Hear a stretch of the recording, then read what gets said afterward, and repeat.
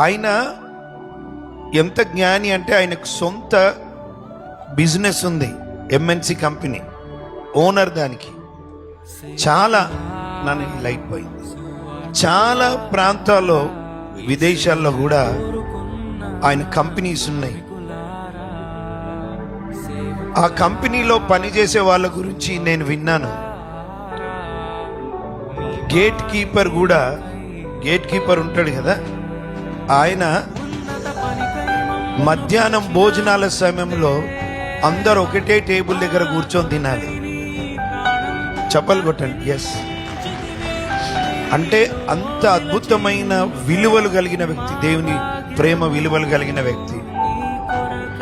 Gate keeper, sweeper, లోపల ఎవరైనా పని చేసే వాళ్ళు ఉంటే లంచ్ టైంలో వాళ్ళ పనులు వేరే ఉండొచ్చు, కానీ మనమంతా దేవుని స్వారూప్యంలో సృష్టించబడ్డాము, మనం ఒకటే అన్న ఆ ఎథిక్స్ కలిగినటువంటి వ్యక్తి అండి. మేము పోయినప్పుడు చాలా సంవత్సరాల కిందట ఆ ఇంట్లో చాలా మంది అమ్మాయిలు ఉన్నారు. అప్పుడు ఒకటే పాప, రెండో పాప లేదు. ఏంది ఇంతమంది అమ్మాయిలు ఉన్నారంటే, అనా నా రక్తాన్ని పంచుకు పుట్టిన పాప ఒకటే, కానీ యేసు రక్తమందు నాకు దేవుడు ఇచ్చినటువంటి పిల్లలు వీళ్ళని వాళ్ళని దత్తత తీసుకున్నాడండి. ఆయన దత్తత తీసుకొని